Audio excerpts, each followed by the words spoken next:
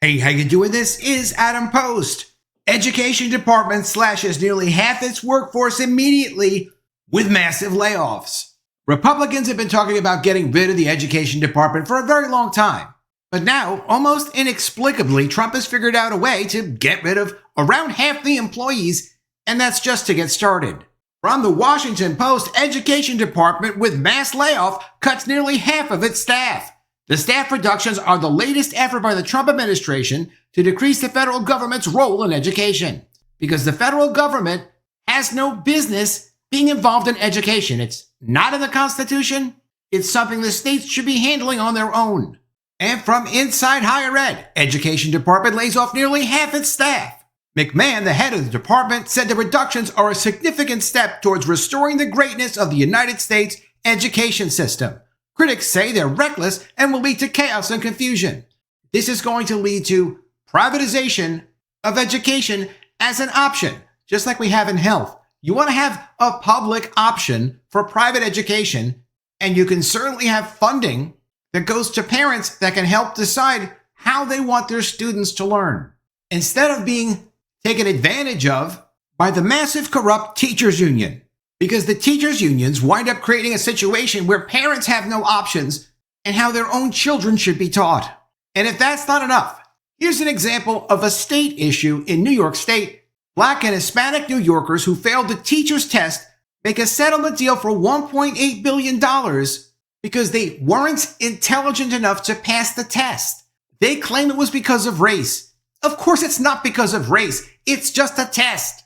In 2023, New York City settled a decades-long discrimination lawsuit, agreeing to pay over $1.8 billion to thousands of former Black and Hispanic teachers stemming from allegations that a licensing test was biased. Biased against your skin color? Yep, they just gave him like $2 billion for it. From the New York Post, New Jersey ends basic reading and writing skills test requirement for teachers. Do you not think that maybe our education should provide us with teachers that can pass basic reading and writing skills tests? Because if the students can't get it from their teachers, where are they supposed to learn that? On the streets? And this is the kind of thing we're looking to stop. This isn't the National Institutes of Health, but this goes on through the grant process. Here's an example from the NIH. NIH gives Planned Parenthood executive $495,000 to study oppression and abortion. Why does the National Institutes of Health need that information? Why are they passing out these grants? Cancel these grants. Lay these people off. That is what they're starting to do. Carrying through on his promise, Trump made sure that the USDA, U.S. Department of Education, suspended all grants for University of Maine system. This is part of the dispute where Maine is not allowing girls to have their own protected spaces in sports. They're allowing transgender people in the locker rooms and to play with these students and put them in danger. The Trump administration said this is a violation of Title IX. Maine said, fine, go sue us. So they're suing them. But they're not just suing them. They're withholding their grants. In addition to $400 million that is already being held from Columbia University. Columbia University is losing their minds. Harvard just announced a hiring freeze. And at Columbia University, they've already let staff know they're going to be shutting down some labs and laying some people off. From the Washington Post, Education Department with massive layoff cuts nearly half its staff. The Education Department said that it's cutting half its staff in a major step towards President Donald Trump's goal of shrinking the federal role in education, and one that was denounced as damaging to American children. Keeping in mind that most of the budget for the Department of Education is not going to the kids, it's going to the bureaucracy. Let's look for a moment at what they actually do at the Department of Education. From the Washington Post, key functions of the Education Department, which Trump is moving to dismantle. What the department does. The department had 4,400 employees, according to a federal grants website. It's responsible for the $1.6 trillion federal student loan program and a range of grants for K-12 schools. Here's the direct funding provided from the Department of Education, and this funding is going to continue. With all those people laid off, the funding is still going out the door. It's the bureaucracy that's getting eviscerated. The Department of Education administers federal grant programs, and the biggest programs for K-12 schools are $18.4 billion in Title I programs that provide supplemental funding to high-poverty K-12 schools. Title I programs, part of the Every Student Succeeds Act, provide supplemental funding to local school districts with high percentages of children from low-income families to improve basic programs and address achievement gaps. So students that aren't doing well and students that come from low-income families. During the Biden administration, that was corrupted to be a diversity, equity, and inclusion program. So if you wanted to get any of that grant money, you had to have diversity, equity, all that in your title. If you didn't have that, you couldn't get the grant. Trump is reversing that policy, but you can see we can't have political nonsense and ideology mixed into those grants. The Biden administration also funded programs where diverse teachers, so if you didn't look a certain way, you didn't have a certain skin color, you couldn't get hired. Those diverse teachers would have access to additional pay based on their skin color financed through those grants. That's wrong, that's illegal, and that's not happening anymore. In addition to the Title I funding, they also provide $5.5 billion that help cover the cost of education for students with disabilities, which is incredibly expensive, and it's something that even money just can't solve. There aren't even enough providers for students with disabilities. If the federal government was going to do anything purposeful, they could focus on how do we help train, provide, deal with the issues related to students with disabilities because the local school districts don't have the resources. It's not just the money. They don't even have the people. President Trump said he wants to eliminate the Department of Education altogether, but that's unlikely as it would require an act of Congress and 60 yes votes in the Senate, where Republicans hold only 53 seats. Absent that, the administration has been working to gut the agency by cutting grants and contracts and reducing staff. And while there are some limitations on what the administration can do, if you look at what they did to USAID and you look at what they did to the CFPB and the mass layoffs going on here and going on in multiple other agencies, where there's a will, there's a way. The staff reductions announced Tuesday were the largest in department history and of a magnitude rarely contemplated before this administration took office. A senior official who spoke on the condition of anonymity because everyone knows there's a target on them now, said that every part of the department would be impacted, but also insisted that the reductions would not impact its ability to deliver services to student borrowers, to distribute grant money to school districts, or to enforce civil rights law. She said all statutorily mandated functions would continue. Elon Musk sent his Doge team into the Department of Education, it looks like just a few weeks ago. They analyzed everything they did. Trump put out an executive order, and he also told his people, we only want to produce what's statutorily required in these agencies. We don't want the extra things that people have added on over the years that are not required by, provided for by law, by statute. As a result, there's a lot of people to cut. There's a lot of things they can cut. And if you think about it, with all the things that have been cut so far, even though the news has tried to exaggerate things that were a problem and then were immediately fixed, we've heard nothing about the federal government's operations breaking down because everything has been analyzed very carefully by very smart people who know how to do these things with computers. And also because of artificial intelligence. You could have never done any of this without artificial intelligence to look at contracts, to look at workflows, and to understand how things get done and how to keep them going even without the same staff there. Many of these people, I'm sure, did nothing, but some of these people did actually do something. All those somethings are going to keep getting done. Critics said it's impossible to reduce staff so dramatically without impacting the services that states, school districts, and students have come to rely on. The senior department official said Tuesday that 1,300 people were being laid off. Nearly 600 had accepted offers to leave the agency voluntarily. In addition, 63 probationary employees were already dismissed. The reductions will leave a department that had about 4,100 employees on the first day of the Trump administration at fewer than 2,200. Quote, today's reduction in force reflects the Department of Education's commitment to efficiency, accountability, and ensuring that resources are directed where they matter most, to students, parents, and teachers, according to Education Secretary Linda McMahon, who said this in a statement. And this is not rescission. This is not taking money and impounding it and not spending money. Money will still be spent. It's just going to be spent more wisely. We don't need to finance additional bureaucracy and additional jobs that the government says we do not need. The senior official said that the department had failed to deliver on its mission and that these reductions would advance Trump's goal of returning education to the states. It was not clear what new authorities or opportunities the reductions would afford states or local districts, which have the primary responsibility of running public schools. She said test scores and education outcomes are unacceptable, but she did not say how reducing the staff would improve them.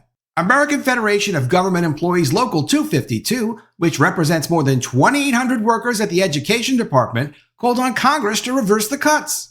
Quote, "We will fight these draconian cuts," Sharia Smith, the union president, said in a written statement. That's this lady. Quote, "and urge all Americans to stand up and contact their members of Congress to tell them, for the sake of our country's children, educators, neighborhoods, and way of life, to protect the Department of Education's vital work, working people, and our nation by rejecting these political games." The political games was giving a bureaucracy responsibility and work to do and an ability to manipulate our children that none of us as parents ever needed to have happen. That's the political games. Go get a job in the private workforce. You people are done. Democrats said the reductions would hurt the people the department is supposed to help. Quote, "Donald Trump and Linda McMahon know they can't abolish the Department of Education on their own, but they understand that if you gut it to the very core and fire all the people who run the programs that help students, families, and teachers, you might end up with a similar ruinous result," according to Senator Patty Murray, who, of course, is a Democrat and said this in a statement. Advocates for students said they're worried that core functions could experience outages or break down. Samir Gatkari, president of the Institution for College Access and Success, said the staffing cuts could make it difficult for students to obtain or renew financial aid. He feared student loan borrowers might also struggle to receive reliable, accurate advice on student loan repayment. Just pay it back. You don't need much more advice than that. The reduction in staff at the Federal Student Aid Office will mean fewer people to monitor the contractors who manage the government's $1.6 trillion student loan portfolio and fewer people to field complaints. During Trump's first administration, he said he wanted to get this student loan portfolio, all the student debt that's held by the government, off the books of the federal government. Let the private industry people buy it, deal with it, and just do that. And I wish he was successful in doing that in his first administration, because then you wouldn't have another administration trying to give away these federal taxpayer dollar assets. When you cancel student loans, you're giving away free government money to people. And you're not even doing it equally. The federal government doesn't need to hold on to these loans. And I haven't heard Trump talk about that at all this time. Hopefully he starts talking about it soon. We don't need to be a banker for individual students. If we want to give some financial assistance, they could look at doing that. But don't put us in another situation where a corrupt government can come in and start giving away the assets of the federal government, which really belong to the people. Senator Bill Cassidy, chairman of the Senate Health, Education, Labor, and Pensions Committee, said in a post on X that he had spoken to McMahon, who assured him that the cuts will not impact the agency's ability to carry out its statutory obligations. Whatever is in the law is the only thing they're going to be held responsible to do. No extra nonsense. Quote, "This action is aimed at fulfilling the administration's goal of addressing redundancy and inefficiency in the federal government," he said. The senior official did not detail the cuts, but she said some offices would be consolidated and gave a few examples of reductions. She said that even small teams inside the department had their own staff for functions such as human resources and information technology, and that those functions could be consolidated and offered more efficiently. If you have a small team and you have your own support staff for that small team and you're doing human resources, this really is a lot of extra make-work jobs that are very expensive, and it is completely inefficient. You can have a very well-organized human resources department with the right people in the right places and the right resources and get the same job done with a lot less expense.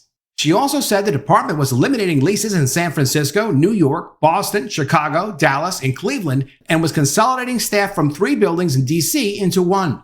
On Tuesday afternoon, employees were told that the agency's headquarters and regional offices would be closed beginning at 6 p.m. that evening and stay off limits through Wednesday. Employees were told to work remotely instead. Those who were laid off were being told to work remotely until their jobs come to an end on March 21st. They will receive severance payments based on their length of service, according to the official.